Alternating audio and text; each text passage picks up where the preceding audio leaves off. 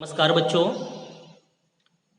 आज हम सभी क्लास 9th विषय हिंदी काव्य खंड का जो दूसरा चैप्टर आपका है, जिसका शीर्षक लिया गया है वाक। ठीक है कि नहीं? तो इसको ललद्यत जी ने लिखा हुआ है। इसकी रचनाकार यानी कि कवयित्री हैं ललद्यत जी। जानते हैं ये ललद्यत जी कश्मीर भाषा की लोकप्रिय संत कवयित्री मानी गई हैं। कश्मीरी भाषा की लोकप्रिय संत कवयित्री ललद्यत, जिनका की जन्म कश्मीर स्थित पामपोर के सिमपुरा गांव में हुआ था। कश्मीर के पामपुर एक स्थान है, शहर है, वहां के आसपास एक सिमपुरा नाम का गांव है। वहां पर इनका जन्म सन 1320 ईस्वी में हुआ था ललद्यत जी का। इनको कुछ लोग लल्लेश्वरी के नाम से पुकारते थे, कुछ लोग ललारिफा के नाम से भी जानते थे, कुछ लोग लल योगेश्वरी भी इनको कहते थे। उनके जीवन से संबंधित प्रामाणिक जानकारियों का वैसे अभाव है, कमी है, ज़्यादा उनके बारे में विशेष जानकारियां नहीं प्राप्त हो पाई।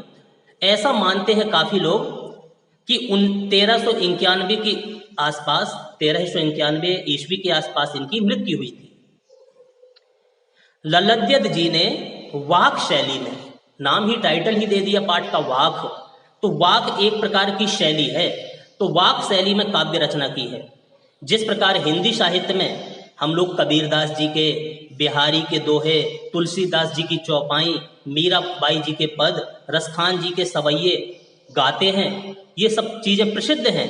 उसी प्रकार से कश्मीरी साहित्य में उनके वाक प्रसिद्ध हैं। अगर कश्मीरी साहित्य को हम उठाएं तो उनके वाक भी फेमस हैं, प्रसिद्ध हैं। और अपने वाक में जो उन्होंने शब्दावली दी है, जो हृदय उद्गार व्यक्त किए हैं, तो वाक के माध्यम से लोगों को उन्होंने क्या समझाया है ललद्यत जी ने? धर्म और जाति। ललद्यत ने अपने वाक के माध्यम से धर्म और जाति की संकीर्णताओं से, कि हम धर्म बस अपने धर्म को श्रेष्ठ मानते हैं, दूसरों को नहीं मानते, और जातिगत भेदभाव, तो धर्म और जाति की संकीर्णता से ऊपर उठने के लिए प्रेरित किया है, प्रोत्साहित किया है कि सिर्फ धर्म और जाति की संकीर्णताओं में हम ना घिरे रहें, इनसे ऊपर उठ करके देखें। जीवन से संबंधित भक्ति को अपनाने पर बल दिया है कि जीवन हमारा हुआ है तो भगवान की भक्ति के लिए, किस रास्ते पर हमें चलना है, कौन कौन से कार्य करने हैं, क्या कार्य करने हैं, मनुष्य का सच्चा धर्म क्या है, सच्चा कर्म क्या है, इस पर उन्होंने बल दिया है, जोर दिया है। उनके लिए प्रेम सबसे अमूल्य तत्व है। प्रेम की भावना हमारे मन में हो, भली वो सांसारिक प्राणियों के लिए भी हो और उस ईश्वर के लिए भी प्रेम हमारे मन में होना चाहिए। उन्होंने धार्मिक आडंबरों का भी डटकर विरोध किया है कि धर्म की आड़ में जो आडंबर फैला देते हैं, जैसे कबीरदास जी ने भी काफी आडंबरों का विरोध किया है, दिखावा प्रदर्शन का विरोध किया है, तो ऐसी धार्मिक आडंबरों का इन्होंने भी विरोध किया है। चलिए अब हम ये पाठ शुरू करते हैं, ललद्यत जी का लिखा हुआ वाक। अब आप लोग ध्यान से सुनिए। तो देखिए ललद्यत जी क्या लिखती हैं। उन्होंने लिखा है पहले वाक में कि रस्सी कच्चे धागे की खींच रही मैं नाव, रस्सी कच्चे धागे की खींच रही मैं नाव। अब पहले सुनिए, रस्सी रस्सी होती है, अब कच्चे धागे की, कच्चे धागे की रस्सी से खींच रही मैं नाव। मैं नाव को कच्चे धागे की रस्सी से, धागा कच्चा है और मैं नाव को खींचने का प्रयास कर रही हूँ। ठीक है कि नहीं? जैसे कोई साधारण सी नाव हो, उसको हम कच्चे धागे से खींचेंगे तो क्या होगा? धागा टूट जाएगा, नाव खींचेगी ही नहीं। उसी प्रकार से कवयित्री ललद्यत जी ने अपने जीवन को बताया है, जीवन को बताया है कि रस्सी कच्चे धागे की खींच रही मैं नाव। मैं अपने इस जीवन रूपी नौका को, हम भी अपने जीवन को खोते जा रहे हैं, खे रहे हैं, धीरे धीरे मौत की ओर बढ़ रहे हैं। ठीक है कि नहीं? काहे से खींच रहे हैं अपने जीवन रूपी नाव को? रस्सी कच्चे धागे की, सांस रूपी, जो हम श्वास लेते हैं, सांसों का आना जाना है, इस सांस रूपी कच्चे धागों से, श्वास रूपी कच्चे धागों से हम सारे इंसान अपने जीवन रूपी नौका को खेने का प्रयास कर रहे हैं। ठीक है कि नहीं? तो जैसे कच्चे धागे की रस्सी नाव को तोड़ देती है, उसी प्रकार से ये श्वास रूपी धागे, श्वास रूपी कच्चे धागे से हम अपने जीवन को खे रहे हैं, जीवन रूपी नाव को खेने का, उसको पार लगाने का प्रयास कर रहे हैं। तो ये नाव भी एक दिन टूट जाएगी, ये भी एक कच्चा धागा है सांस, ये भी एक दिन टूट जाएगी, समाप्त हो जाएगी, है ना। तो यही कहने का उनका आशय है कि हमारा जो जीवन है ये जीवन रूपी एक नौका है, और हम अपने इस जीवन रूपी नौका को कच्ची रस्सी के समान, कच्चे धागे के समान, तो इन कच्ची सांसों के धागों के समान, ठीक है कि नहीं, इन कच्चे रस्सी जैसे, कच्चे धागे की रस्सी जैसे इन सांसों के माध्यम से, श्वासों के माध्यम से हम अपनी जीवन नौका को पार लगाने का, खींचने का प्रयास कर रहे हैं। आ रहा है समझ में? रस्सी कच्चे धागे की खींच रही मैं नाव, मैं अपने जीवन रूपी नाव को, इस जिंदगी रूपी नाव को अपने श्वास रूपी, इन सांस रूपी कच्चे धागे से बनी हुई रस्सी के माध्यम से खींचने का प्रयास कर रही हूं। और जानते हैं कि ये कच्चे धागे की रस्सी है, ये श्वासें है ना, ये कच्चे धागे की रस्सी है, ये कभी ना कभी टूट जाती और हम पार नहीं उतर पाते हैं, है कि नहीं। खींच करके हम ईश्वर की प्राप्ति करना चाहते हैं अपनी नाव को, लेकिन हमें ईश्वर की प्राप्ति नहीं हो पाती है, क्योंकि हमारा जीवन रूपी नौका को हम कच्चे सांसों की रस्सी से खींचने का प्रयास करते हैं। तो हमारा जीवन, यही बताया है कि जीवन है क्या, ये जीवन है क्या, कच्ची रस्सी की श्वासें है ये, जो कभी ना कभी टूट जाना है। तो वही कहा, रस्सी कच्चे धागे की खींच रही मैं नाव, मैं अपने जीवन रूपी नौका को श्वास रूपी कच्चे धागे की रस्सी से खींचने का प्रयास कर रही हूं। आगे क्या कह रहे, जाने कब सुन मेरी पुकार, करें देव भव सागर पार। जाने कब सुन मेरी पुकार, मैं लगातार ईश्वर का स्मरण करती रहती हूँ, चिंतन करती रहती हूँ, हमेशा उनकी पुकार करती रहती हूँ, ठीक है कि नहीं। तो जाने वो ईश्वर, वो परमात्मा मेरी पुकार को कब सुनेगा, और हमें भव सागर, भव माने होता है संसार, वो सागर माने समुद्र, इस संसार रूपी सागर से जाने कब मुक्त करेगा हमें ईश्वर, और अपने में विलीन करेगा, अपने दर्शन देगा, है कि नहीं। वो समय कब आएगा जब हमें ईश्वर की प्राप्ति हो जाएगी।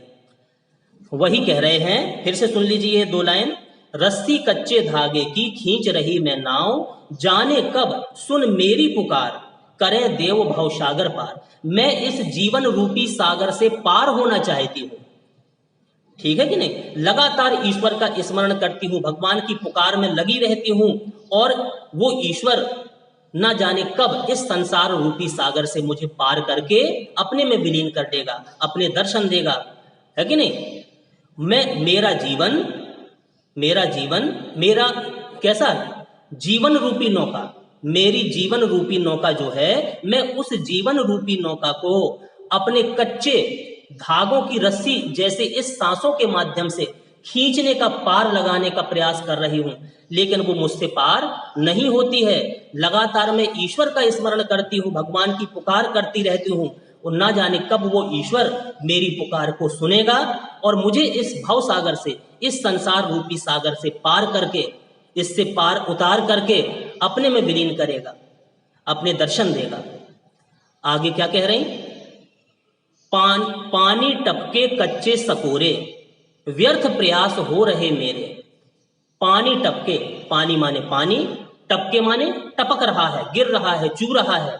कच्चे सकोरे, जिस प्रकार से कच्चे सकोरे में, सकोरा क्या होता है, मिट्टी से बना हुआ एक पात्र होता है।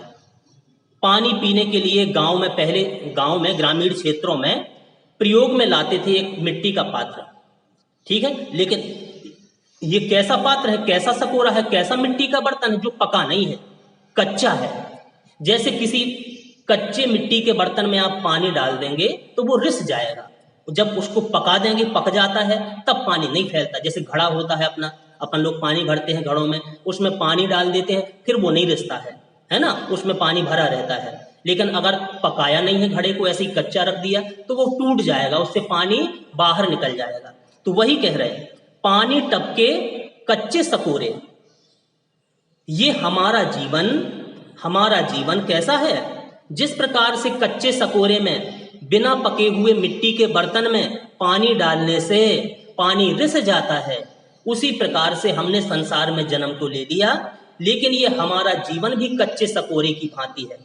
ये ईश्वर की भक्ति में, ईश्वर की प्रार्थना में, अच्छाइयों के कार्य में जितने सद्गुण हैं, उन सद्गुणों में, ठीक है कि नहीं, अभी तक अच्छी तरह से हमने ईश्वर की उपासना, उसकी शक्ति, उसकी प्रार्थना में अपने जीवन को हमने नहीं तपा पाया है। हमारा जीवन ईश्वर भक्ति में लीन नहीं हो पाया है, अभी हमारा जीवन पक नहीं पाया है, इसलिए कच्चा है। इसमें संसार की विषय वासनाएं, संसार की बुराइयां आ जाती हैं, अच्छाइयां टपक जाती हैं, निकल जाती हैं, कोई चीज इसमें रुक नहीं पा रही है, क्योंकि हमारा ये जीवन भी कच्चे सकोरे की भांति है। ये कब पकेगा? जब ईश्वर भक्ति में हम लीन हो जाएंगे, सब कुछ त्याग करके भगवान को समर्पित हो जाएंगे, ठीक है कि नहीं। तो बिना भक्ति में तपे ये हमारा जीवन भी कच्चे सकोरे की भांति है। जिस प्रकार से कच्चे सकोरे में पानी नहीं ठहरता, उसी प्रकार से इस हमारे जीवन में भगवान की भक्ति नहीं आ पा रही, हम भगवान को नहीं प्राप्त कर पा रहे, संसार की विषय वासनाएं ही इस शरीर को घेरे हुए हैं, भगवान की भक्ति नहीं आ पा रही है। और मैं भगवान को प्राप्त करना चाहती हूँ, लेकिन ऐसी स्थिति बनी हुई है कि मैं उसकी तपस्या में लीन ही नहीं हो पा रही, संसार की विषय वासनाएं ही घेर रही हैं। तो क्या कह रही? व्यर्थ प्रयास हो रहे मेरे। मैं उसको चाहती हूँ, भगवान को प्राप्त करना चाहती हूँ, उसकी भक्ति में तपना चाहती हूँ, लेकिन ये सारे प्रयास मेरे निष्फल हो रहे हैं, बेकार हो रहे हैं। मेरा जीवन कच्चे सकोरे की भांति है कि नहीं? उसमें ईश्वर की भक्ति नहीं आ पा रही है, मैं भगवान को समर्पित नहीं हो पा रही हूँ, सारे मेरे प्रयास निष्फल और बेकार हो रहे हैं। आगे क्या कह रही हैं ललित जी? जी में उठती रह रह भूख, घर जाने की चाह है घेरे। जी में उठती, अब तो मेरे मन में बार बार ये वेदना, भूख माने वेदना, कष्ट, ये बार बार ये कष्ट हो रहा है। अब तो मेरे अंदर ये इच्छा बलवती हो गई है, भूख बलवती हो गई है ये इच्छा कि मैं कब अपने घर पहुंच जाऊं। एक तो ये साधारण घर होता है कि कहीं बाहर गए और लौट करके अपने घर आ गए, और हमारा सच्चा घर कौन है? ईश्वर का घर, भगवान की प्राप्ति। अब मेरे मन में बार बार ये वेदना उठ रही है, इतना कष्ट हो रहा है, वो इच्छा मेरी बलवती हो गई है, बहुत ज्यादा इच्छा हो रही है कि मैं अपने घर पहुंच जाऊं, मैं अपने उस परमात्मा प्रियतम से, जिससे बिछुड़ करके इस संसार में आई थी, पुनः अपने घर पहुंच करके उस परमात्मा में विलीन हो जाऊं, उस परमात्मा के दर्शन कर लूं, उस आत्म तत्व का मैं ज्ञान कर लूं, ये कहती है, ठीक है ना। तो ये इन्होंने पहला वाक्य लिखा है, संभवतः आपको समझ में आ गया होगा। फिर से एक बार सुन लीजिए साधारण तौर से। रस्सी कच्चे धागे की खींच रही मैं नाव, जाने कब सुन मेरी पुकार, करें देव भव सागर पार, पानी टपके कच्चे सकोरे, व्यर्थ प्रयास हो रहे मेरे, जी में उठती रह रहे भूख, घर जाने की चाह है घेरे। सुन लीजिए पूरे का अर्थ एक बार। ये मनुष्य का जीवन है, मनुष्य का जीवन कच्ची मिट्टी के घड़े के समान है। जैसे कच्चे सकोरे में पानी नहीं रुकता, वैसे ही कवयित्री ने अपने इस जीवन को भी माना है कि मेरा जीवन भी कच्चे सकोरे की भांति है। बिना ईश्वर प्रेम की अग्नि में तपे हुए, बिना ईश्वर प्रेम की अग्नि में तपे हुए मनुष्य का जीवन कैसा है? खंडित है, वो टूट जाएगा। ईश्वर की भक्ति में हम तपेंगे तभी हमारा वास्तविक जीवन माना जाएगा। अगर ईश्वर भक्ति में हमने अपने शरीर को नहीं तपाया, तो समझ लीजिए कि मनुष्य का जीवन बेकार हो गया, निष्फल हो गया, खंडित हो गया, ठीक है कि नहीं? पानी टपके कच्चे सकोरे, वैसा ही हमारा जीवन है। आगे क्या कह रहे हैं? भक्त कवियों के यहाँ सबसे बड़ी सिद्धि भाव सागर से। अच्छा, जो महान कवि हुए हैं, उनकी सबसे बड़ी सिद्धि क्या है? इस भाव सागर को पार करना, इस मोह माया के चक्कर से दूर हो जाना। तो इन्होंने भी सांसारिक मोह माया से मुक्त होने का संदेश दिया है, ठीक है कि नहीं? भाव सागर से पार होना, इस संसार सागर से जिसमें मोह माया मद मत्सर इत्यादि सब कुछ भरे हुए हैं, इनसे पार होने के लिए ईश्वर की चाह की है, ईश्वर की पुकार लगा रही है। और कभी ना कभी ईश्वर इन सभी अवगुणों को दूर कर देगा और अपने श्री चरणों में समर्पित कर लेगा। और आगे कवयित्री ने क्या कहा है? कवियत्री अपने को कच्चे धागे की रस्सी बता करके ईश्वर से यह आस लगाए है कि कभी ना कभी उसकी पुकार को ईश्वर परमात्मा सुनेगा और इस संसार सागर से मुक्ति प्रदान करेगा। जानते हैं, उसने बताया है कवियत्री ने कि जीवन के साधन रूपी कच्चे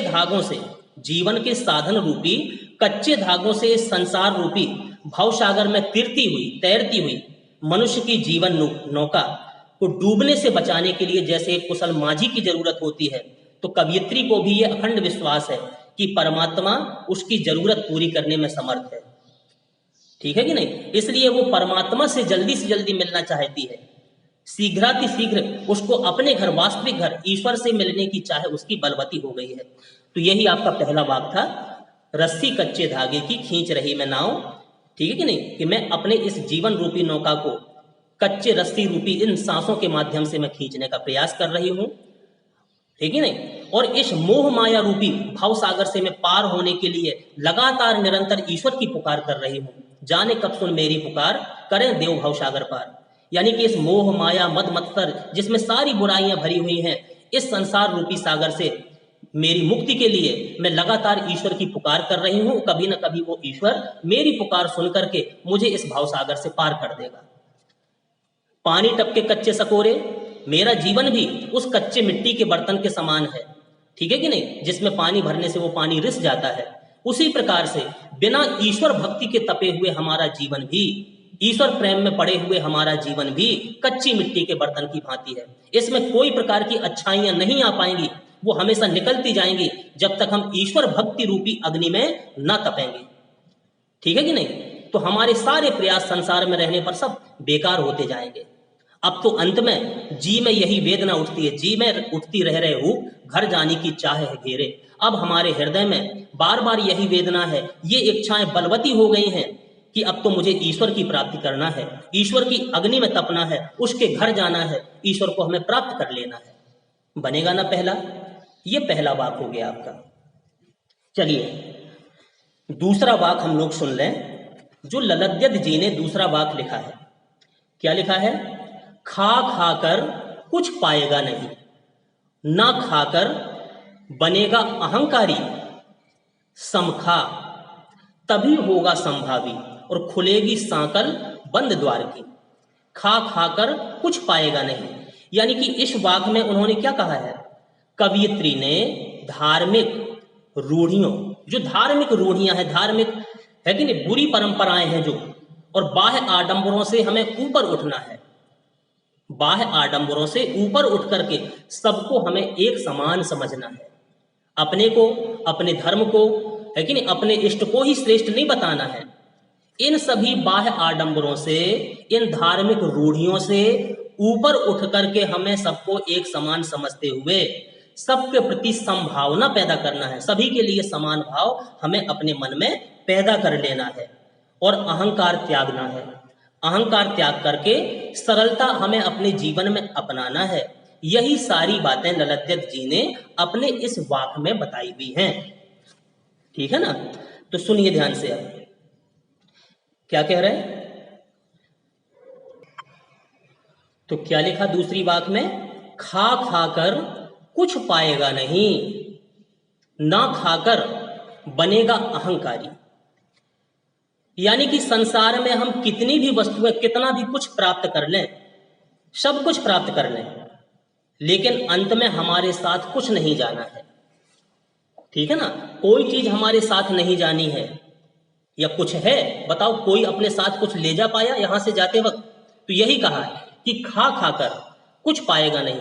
इस संसार में तुम कितनी भी चीजें प्राप्त कर लो, कितना भी धन संपत्ति, सब कुछ खजाने जोड़ लो, लेकिन अंत में तुम्हें कुछ प्राप्त नहीं होगा।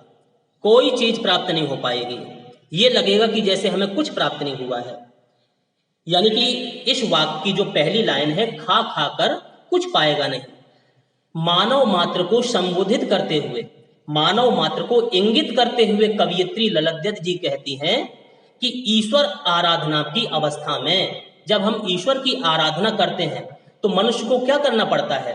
अपना सर्वस्व समर्पित करना पड़ता है, सब कुछ न्यौछावर करना पड़ता है अगर ईश्वर की प्राप्ति करना है। ठीक है, तो खा खाकर कुछ पाएगा नहीं, यानी कि कितनी भी वस्तुएं आप प्राप्त कर लीजिए, सब कुछ प्राप्त करने पर तुम्हें ईश्वर की प्राप्ति नहीं हो पाएगी। अगर ईश्वर की प्राप्ति करनी है तो जितने सामग्रियां, जो कुछ भी तुमने प्राप्त किया है संसार में रह करके, वो सब भगवान को समर्पित करना पड़ेगा। फिर लगेगा कि मैंने तो कुछ नहीं प्राप्त कर पाया। ये बाहरी सामग्री, ये संसार की सामग्रियां सब अधूरी हैं, कोई साथ देने वाला नहीं है। संसार के सारे रिश्ते भी झूठे हैं, ठीक है कि नहीं। वास्तविक सच्चा अपना कौन है? वही ईश्वर की भक्ति। वो ईश्वर आपका है जो अंतिम वक्त भी आपको अपने हृदय से लगा लेगा। तो यही कह रहे हैं, संसार खा खाकर कुछ पाएगा नहीं। संसार में कितनी भी सामग्रियां, सब कोई आपको मिल जाए, लेकिन वास्तव में अंत में आपको ऐसे लगेगा कि हमने कोई चीज प्राप्त नहीं कर पाई, हमें कुछ भी प्राप्त नहीं हो पाया। हमें तो ईश्वर की प्राप्ति होना चाहिए थी। अब हम मौत की ओर बढ़ रहे हैं और हमने ईश्वर की आराधना नहीं कर पाई, उसको प्राप्त नहीं कर पाया, हमारा जीवन बेकार चला गया। खा खाकर कुछ पाएगा नहीं, और ना खाकर बनेगा अहंकारी, ठीक है कि नहीं। ना खाकर बनेगा अहंकारी। अगर हम ऐसा कर दें, हठ योग करने लगे कि हमें ये चीज नहीं चाहिए, हमें वो चीज की आवश्यकता भी नहीं है, ऐसा दिखावा अगर हम संसार में करते हैं, तो हम कैसे माने जाएंगे कि हमारे अंदर अहंकार आ गया, अहंकार की प्राप्ति हो गई हमें, हम घमंड में आ गए। तो वास्तव में ईश्वर की प्राप्ति करना है तो सांसारिक सारी चीजों का हमें त्याग करना पड़ेगा, ठीक है कि नहीं। और ना खाकर बनेगा अहंकारी। अगर ऐसा तुमने त्याग कर दिया कि हमें नहीं चाहिए, ये चीज नहीं चाहिए, वो चीज नहीं चाहिए, तो तुम्हारे मन में अहंकार भी नहीं होना चाहिए ना, क्योंकि सांसारिक मनुष्यों की यही स्थिति है कि कोई ऐसा अगर कार्य करते हैं जिसको समाज देख करके तारीफ करता है, तो उस इंसान के अंदर अहंकार बहुत जल्दी आ जाता है, बहुत जल्दी घमंड आ जाता है। तो यही कह रहे हैं, ना खाकर बनेगा अहंकारी। तो अहंकार भी अपने हृदय में हमें नहीं लाना है, अहंकार को दूर कर देना है। आगे क्या कहते हैं, सम खा तभी होगा समभावी। हमें संसार में रह करके सम खा, सभी को समानता की दृष्टि से देखना है, ठीक है कि नहीं। अपने को ऊंचा नहीं समझना, दूसरे को नीचा नहीं समझना है, अपने धर्म को श्रेष्ठ नहीं समझना है, किसी के धर्म को निकृष्ट नहीं समझना है, चाहे वो ऊंची जाति के हों चाहे नीची जाति के हों, कैसे भी व्यक्ति हों, हमें सभी को समानता की दृष्टि से सभी को समानता का दर्जा देना है, किसी को छोटा बड़ा नहीं समझना है, ठीक है कि नहीं। तो समखा तभी होगा समभावी, तभी तू श्रेष्ठ माना जाएगा, तभी तो भगवान की प्राप्ति कर पाएगा जब सभी में समानता की दृष्टि से देखेगा, सभी व्यक्तियों को, संसार के समस्त प्राणियों को समान दृष्टि से देखेगा, किसी को भेदभाव नहीं करेगा, किसी को ऊंची नीची दृष्टि से नहीं देखेगा, तब तुम श्रेष्ठ व्यक्ति माने जाओगे। और खुलेगी सांकल बंद द्वार की, खुलेगी सांकल, सांकल माने होती है कुंडी, जैसे दरवाजे में कुंडी लगी होती है, वो सांकल। तभी हमारे अंदर जब हमारी स्थिति ऐसी आ जाएगी, ठीक है कि नहीं, तब हमारे हृदय में लगी हुई अज्ञान की कुंडी खुल जाएगी और ज्ञान रूपी प्रकाश के लिए हमारा हृदय खुल जाएगा, हमारे हृदय में ज्ञान का प्रकाश विकसित हो जाएगा, ज्ञान का प्रकाश से, ज्ञान के प्रकाश से हमारा हृदय आलोकित हो जाएगा और हमारे अज्ञान की जो कुंडी हमारे हृदय में लगी है वो समाप्त हो जाएगी, ठीक है ना।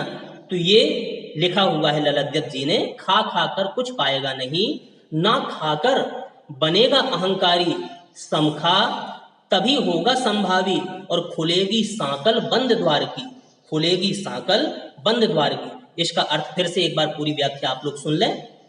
मानव मात्र को संबोधित करते हुए कवियत्री ललद्यत जी कहती हैं कि ईश्वर के आराधना में, अगर हमें ईश्वर की प्राप्ति करनी है, ईश्वर की आराधना की अवस्था में मनुष्य को अपना सर्वस्व न्यौछावर करना पड़ता है, सब कुछ त्यागना पड़ता है, ठीक है कि नहीं। अगर ईश्वर की प्राप्ति करनी है, ईश्वर की आराधना करने के लिए मनुष्य को सब कुछ अपना त्यागना पड़ता है, और उसको ऐसे लगता है उस समय जब ईश्वर की प्राप्ति नहीं कर पाया, ईश्वर की आराधना में लीन हो गया, सारी विषय वासनाओं को संसार की छोड़ दिया, तब उसको ऐसे लगता है कि जैसे वो कुछ ही प्राप्त नहीं कर पाया, ठीक है कि नहीं। जैसे इस संसार में आकर के उसने अपना पूरा जीवन व्यतीत कर दिया, लेकिन उसे किसी चीज की प्राप्ति नहीं हो पाई अगर उसने ईश्वर की प्राप्ति नहीं कर पाई।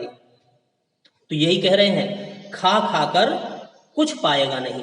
संसार में तुम सब कुछ इकट्ठा कर लो, सब कुछ जोड़ लो, ठीक है कि नहीं, सारी सुख सुविधाओं के साधन जोड़ लो, अगर ईश्वर की प्राप्ति तुमने नहीं कर पाई तो समझ लीजिए कि संसार में आकर के आपको कुछ प्राप्त नहीं हुआ। खा खाकर कुछ पाएगा नहीं। सब कुछ प्राप्त होने के बावजूद भी अगर ईश्वर की प्राप्ति नहीं कर पाई, ईश्वर की आराधना में अपने को नहीं लगा पाए, ईश्वर के प्रेम में अपने को नहीं तपा पाए, उसकी प्राप्ति नहीं हो पाई, तो संसार में आकर के भी आपको ऐसे लगेगा जैसे हमने संसार में अपना जीवन बर्बाद कर दिया, नष्ट कर दिया, और संसार में आकर के हमें कोई भी चीज प्राप्त नहीं हो पाई। सारी चीजें यहीं डली रहेंगी, छूट जाएंगी, है कि नहीं। आपका सच्चा कर्म, आपके संस्कार, आपके क्रियाकलाप ही साथ में जाएंगे, तो ऐसे लगेगा कि जैसे संसार में आकर के हमारा जीवन बर्बाद हो गया। तो यही कह रहे, खा खाकर कुछ पाएगा नहीं। समझ जाएंगे पहली लाइन।